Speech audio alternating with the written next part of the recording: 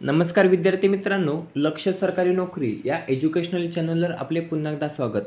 मित्रांनो, आज आपण पोलीस भरती, आरोग्य भरती, रेल्वे भरती तसेच इतर ज्या काही सरस्या भरती असतात बघा, तर त्यासाठी लागणारे आवश्यक असे चालू घडामोडीचे प्रश्न या ठिकाणी कव्हर करून घेणार आहोत. प्रश्न सर्व IMP असतात. एक्स्ट्रा माहिती देखील आपण या ठिकाणी कव्हर केलेली आहे, जी येणाऱ्या भरतीसाठी उपयुक्त असणार आहे. आजचा आपला भाग असणार आहे 407वा. या भागामध्ये आपण 17 डिसेंबर 2025 या दिवसातील काही महत्त्वाचे चालू घडामोडीचे प्रश्न या ठिकाणी कव्हर करून घेणार आहोत. प्रश्न सर्व IMP असतात. व्हिडिओ शेवटपर्यंत नक्की पाहायचा आहे. याचा PDF हा टेलिग्रामवर अपलोड केला जाईल, त्या ठिकाणी तुम्ही तो पाहू शकता. पहिला प्रश्न आहे, नुकतंच स्टॅच्यू ऑफ लिबर्टीची प्रतिकृती ही कोणत्या ठिकाणी कोसळली आहे, किंवा स्टॅच्यू ऑफ लिबर्टी हा जो काही पुतळा आहे बघा, तर तो कोणत्या ठिकाणी उभारण्यात आला होता, जो नुकतंच कोसळलेला आहे. प्रश्न IMP आहे. उत्तर आहे पर्याय ड, ब्राझील. ब्राझील या देशामध्ये स्टॅच्यू ऑफ लिबर्टीची प्रतिकृती ही उभारण्यात आली होती, जी नुकतंच कोसळलेली आहे. आता प्रतिकृती ही ब्राझीलमध्ये उभारण्यात आली होती, परंतु मेन जे काही पुतळा आहे बघा स्टॅच्यू ऑफ लिबर्टीचा, तर तो कोणत्या देशामध्ये आहे, तर तो आहे अमेरिका देशामध्ये. प्रमुख जो काही पुतळा आहे स्टॅच्यू ऑफ लिबर्टीचा, तर तो अमेरिका, न्यूयॉर्क या ठिकाणी उभारण्यात आला असून याची प्रतिकृती म्हणजेच सेम जे काही पुतळा आहे बघा स्टॅच्यू ऑफ लिबर्टीचा, तर तसा सेम पुतळा हा ब्राझीलमध्ये उभारण्यात आला होता 2020मध्ये किंवा 2020मध्ये उभारण्यात आला होता, परंतु तो नुकतंच कोसळलेला आहे. आता ते कोसळण्याचं कारण काय, तर ब्राझीलमध्ये नुकतंच बघा वादळी वारे आलेले आहेत आणि या वादळी वाऱ्यांच्या वेगामुळे ही प्रतिकृती स्टॅच्यू ऑफ लिबर्टीची कोसळलेली आहे. प्रश्न IMP विचारला जाऊ शकतो. कधी कधी प्रश्न विचारला जाईल स्वातंत्र्य देवतेचा पुतळा, तर स्वातंत्र्य देवतेचा पुतळा किंवा स्टॅच्यू ऑफ लिबर्टी लक्षात असू द्या, मेन आहे अमेरिका देशामध्ये आणि त्याची प्रतिकृती ब्राझीलमध्ये जी नुकतंच कोसळलेली आहे. आता ब्राझीलमध्ये कोठे, तर रियो ग्रांडे डोसुलमधील गुआईबाममध्ये हा पुतळा उभारण्यात आला होता, ज्याची उंची आहे 7 मजली इमारती इतकी. किती? 7 मजली इमारती इतकी. केव्हा उभारण्यात आली होती, तर 2020मध्ये. दुसरा प्रश्न आहे, देशाच्या नव्या मुख्य माहिती आयुक्तपदी कोणाची नियुक्ती करण्यात आली. कालचा एक प्रश्न होता, लक्षात असू द्या, रिव्हिजन म्हणून घेऊया. काल बघा एक प्रश्न आपण कव्हर केला होता. पहिलाच प्रश्न होता, जगातील सर्वात उंच युद्ध स्मारकचे अनावरण कोठे करण्यात आले. आता स्मारकावरून प्रश्न कव्हर करत आहोत आपण, तर जगातील सर्वात उंच युद्ध स्मारक ज्याचं अनावरण हे लडाख गलवान खोरे या ठिकाणी करण्यात आलं होतं. प्रश्न IMP लक्षात असू द्या, रिव्हिजन म्हणून कव्हर केला आहे. प्रश्न घेऊया दुसरा, देशाच्या नव्या मुख्य माहिती आयुक्तपदी कोणाची नियुक्ती करण्यात आली, तर नुकतंच बघा देशाच्या नव्या मुख्य माहिती आयुक्तपदी पर्याय ड, राजकुमार गोयल. काय, तर राजकुमार गोयल यांची बघा देशाच्या नव्या मुख्य माहिती आयुक्तपदी नियुक्ती करण्यात आलेली आहे. कोणाच्या जागेवर, तर हिरालाल समरिया हे देशाचे मुख्य माहिती आयुक्त होते, ते आता निवृत्त झाले असून त्यांच्या जागेवर राजकुमार गोयल यांची नियुक्ती ही करण्यात आलेली आहे. राजकुमार गोयल. आता शपथ कोणी दिलेली आहे मुख्य माहिती आयुक्त पदाची राजकुमार गोयल यांना, तर देशाचे राष्ट्रपती यांनी शपथ दिलेली आहे. प्रश्न IMP आहे, मुख्य माहिती आयुक्तांना शपथ कोण देतात, तर देशाचे राष्ट्रपती हे त्यांना शपथ देत असून राजकुमार गोयल यांना मुख्य माहिती आयुक्त पदाची शपथ ही द्रौपदी मुर्मू यांनी दिलेली आहे. कार्यकाळ किती वर्षांचा असणार आहे, तर यांचा कार्यकाळ हा पुढील 3 वर्षांचा असणार आहे. किती? 3 वर्षांचा. राजकुमार गोयल हे 1987 तुकडीचे माजी IAS अधिकारी असून त्यांनी गृह मंत्रालयामध्ये सचिव म्हणून काम देखील पाहिलेले आहे. काय म्हणून, तर गृह मंत्रालयामध्ये सचिव म्हणून काम देखील त्यांनी पाहिलेले आहे. आता माहिती आयुक्त किती वेळ असं विचारलं, तर ते आहेत बघा 13वे. कितीवे? 13वे माहिती आयुक्त म्हणून राजकुमार गोयल यांनी शपथ ही घेतलेली आहे. 12वे कोण होते, हिरालाल समरिया हे होते 12वे.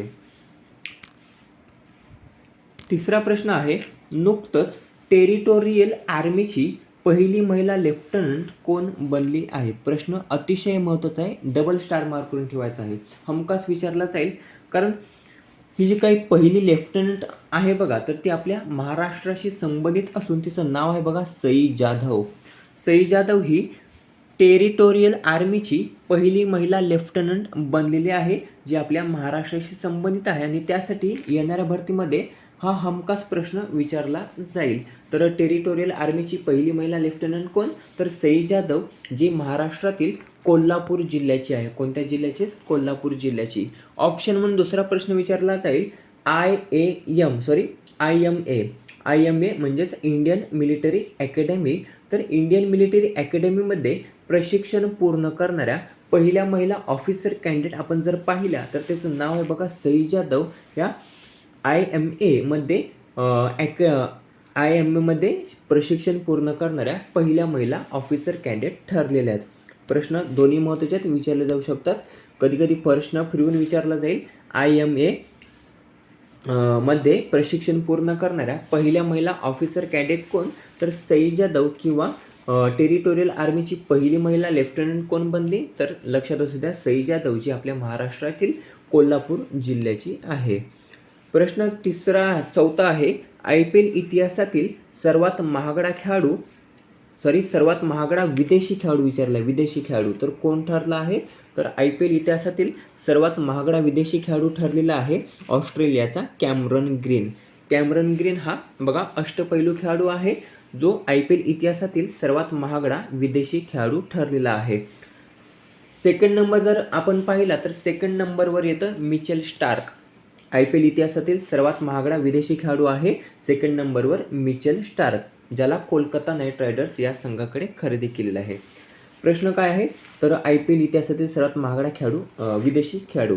तर कॅमरॉन ग्रीन हा सर्वात महागडा विदेशी खेळाडू ठरला असून कोलकाता नाईट रायडर्स या संघाने त्याला 25 कोटी 20 लाख किती? 25 कोटी 20 लाख एवढ्या किमतीमध्ये खरेदी केलेली आहे आणि तो आता IPL इतिहासातील सर्वात महागडा विदेशी खेळाडू ठरलेला. कोणत्या देशाचा आहे? ऑस्ट्रेलियाचा तो खेळाडू आहे. दुसऱ्या क्रमांकावर देखील ऑस्ट्रेलियाचाच खेळाडू आहे, ज्याचं नाव आहे मिचेल स्टार्क. 24.75 कोटी कोलकाता नाईट रायडर्स संघानेच त्याला खरेदी केलेला आहे. जर विचारलं IPL इतिहासातील सर्वात महागडा खेळाडू, तर सर्वात महागडा खेळाडू कोण आहे?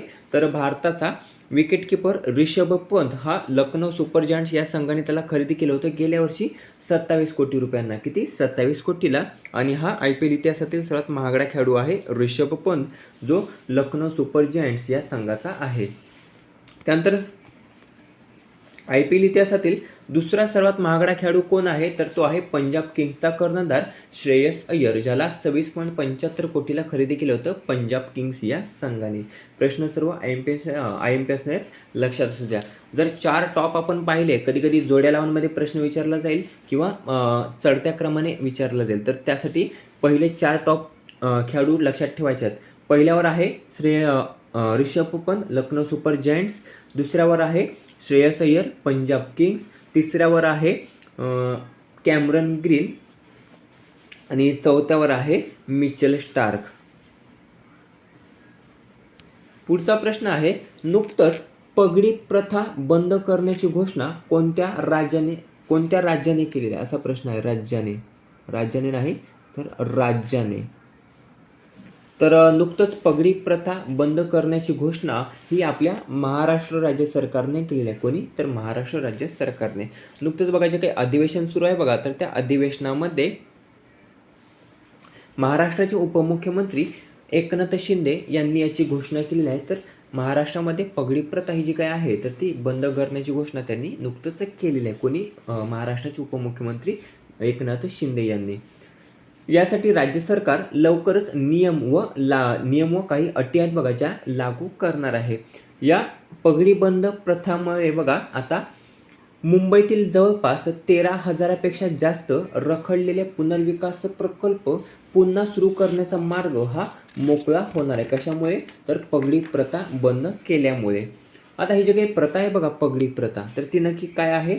तर ही प्रथा महाराष्ट्रासह काही राज्यांमध्ये प्रचलित असलेली जुनी भाडे व्यवस्था प्रथा आहे. काय? तर भाडे व्यवस्था. प्रश्न विचारला जाईल पगडी प्रथा ही कशाशी संबंधित आहे? तर ती बघा भाडे व्यवस्थेशी संबंधित आहे, ज्यामध्ये इमारत मालक आणि भाडेकरू यांच्यामध्ये खास प्रकारचे आर्थिक नाते तयार होते, ज्यामध्ये भाडेकरू हा इमारत मालकाला एकत्र किंवा एकदाच मोठी रक्कम पगडी म्हणून देतो. काय तर भाडेकरू हा इमारत मालकाला एकदाच मोठी रक्कम पगडी म्हणून देतो. या बदल्यामध्ये त्याला त्या घरात किंवा दुकानामध्ये अत्यंत कमी भाड्याने अनेकदा पिढ्यानपिढ्या राहण्याचा हक्क मिळतो आणि अशी ही ती पगडी प्रथा आहे, जी नुकतंच बंद करण्याची घोषणा ही आपल्या महाराष्ट्राने केलेली आहे. जवळपास भरपूर ठिकाणी पगडी प्रथा ही बंद झाली असून, परंतु जुन्या ज्या काही इमारती आहेत बघा, तर त्यामध्ये पगडी प्रथा ही अजूनपर्यंत देखील अस्तित्वात आहे आणि त्यासाठी बघा ही पगडी प्रथा ही बंद करण्याची घोषणा आता आपल्या महाराष्ट्र राज्याने केलेली आहे. प्रश्न 6वा आहे, भारतातील पहिले पॉवर म्युझियम हे कोठे उभारले जाणार आहे? तर भारतातील पहिले पॉवर म्युझियम हे पर्याय क पटना बिहार या ठिकाणी उभारले जाणारे. प्रश्न IMP आहे. जो काही महात्मा गांधीजींचा बापू टावर आहे बघा, बापू टावर, तर बापू टावर देखील पटना बिहार याच ठिकाणी उभारण्यात आलेला आहे. बापू टावर. मुख्यमंत्री कोण आहेत? नितीश कुमार आहेत बघा, नितीश कुमार. पटना ही बिहारची राजधानी आहे.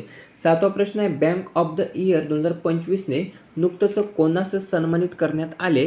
तर बँक ऑफ द इयर 2025ने नुकतंच पर्याय ड बँक ऑफ बडोदा किंवा BOB, बँक ऑफ बडोदा किंवा BOB या बँकेला बघा नुकतंच बँक ऑफ द इयर 2025ने नुकतंच सन्मानित करण्यात आलेलं आहे. जर विचारलं जगातील बँक ऑफ द इयर कोण आहे, तर ती आहे बघा DBS. DBS ही जगातील सर्वोत्तम बँक आहे, जी सिंगापूर देशाची आहे. कोणत्या देशाची? तर सिंगापूर. DBS बँक सिंगापूर ही जगातील सर्वोत्तम बँक असून भारतातील विचारली तर बँक ऑफ बडोदा. कोणाच्या माहितीनुसार? तर द बँकर मासिकानुसार जगातील सर्वोत्तम बँक DBS बँक सिंगापूर आणि भारतातील सर्वोत्तम बँक BOB किंवा bank of Baroda. The banker जागतिक बँकिंग क्षेत्रातील उत्कृष्ट कामगिरीला सन्मानित करते. आता याची स्थापना वगैरे पाहूया आपण. बँक ऑफ बडोदाची स्थापना झाली होती 1908 मध्ये किंवा 1908 मध्ये बँक ऑफ बडोदाची स्थापना झाली होती. संस्थापक कोण आहेत? सयाजीराव गायकवाड तिसरे हे बँक ऑफ बडोदाचे संस्थापक आहेत. वडोदरा गुजरात या ठिकाणी बँक ऑफ बडोदाचं मुख्यालय आहे, लक्षात असू द्या. 8वा आणि शेवटचा प्रश्न आहे, 14वी ऑलिम्पिक परिषद 2025 कोठे आयोजित करण्यात आली? तर 14वी ऑलिम्पिक परिषद 2025 ही पर्याय ब लॉसने स्वित्झर्लंड. जे काही IOCचं मुख्यालय आहे बघा, आंतरराष्ट्रीय ऑलिम्पिक समिती, याचं मुख्यालय आहे लॉसने स्वित्झर्लंड. तर याच ठिकाणी 14वी ऑलिम्पिक परिषद 2025 ही आयोजित करण्यात आली होती. सध्या IOCचे अध्यक्ष कोण आहेत? क्रिस्टी कॉन्व्हेंट्री हे सध्या IOCचे अध्यक्ष आहेत. स्थापना केव्हा झाली होती IOCची? तर 1894 मध्ये स्थापना झाली होती आणि लॉसने स्वित्झर्लंड या ठिकाणी याचं मुख्यालय आहे. एक प्रश्न तुमच्यासाठी, भारतीय ऑलिम्पिक समितीच्या अध्यक्ष कोण आहेत? कमेंट करून सांगायचं आहे.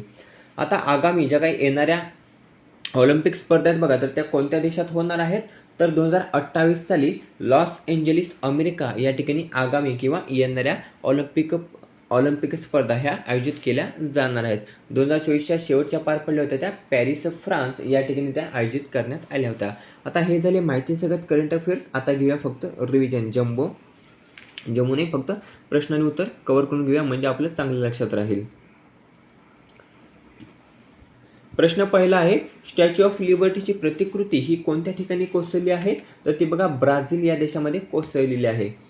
दुसरा प्रश्न आहे, देशाच्या नव्या मुख्य माहिती आयुक्तपदी कोणाची नियुक्ती करण्यात आली? तर राजकुमार गोयल यांची देशाच्या नव्या मुख्य माहिती आयुक्तपदी नियुक्ती करण्यात आलेली आहे. एक महत्त्वाची माहिती सांगायची अशी की जे काही भारतातील महत्त्वाचे पद आहेत बघा, तर ते पद आणि त्या पदावरील व्यक्ती याचा व्हिडिओ आपण आज अपलोड करणार आहोत. दुसरा व्हिडिओ आपला तो असणार आहे, तो देखील शेवटपर्यंत नक्की पाहायचा. त्यामध्ये भारतातील सर्व महत्त्वाचे पद जे असणार आहेत बघा आणि त्या पदावरील व्यक्ती, तर ते आपण त्या ठिकाणी कव्हर करणार. त्यासाठी तो व्हिडिओ IMP असणार आहे, ज्यावर एक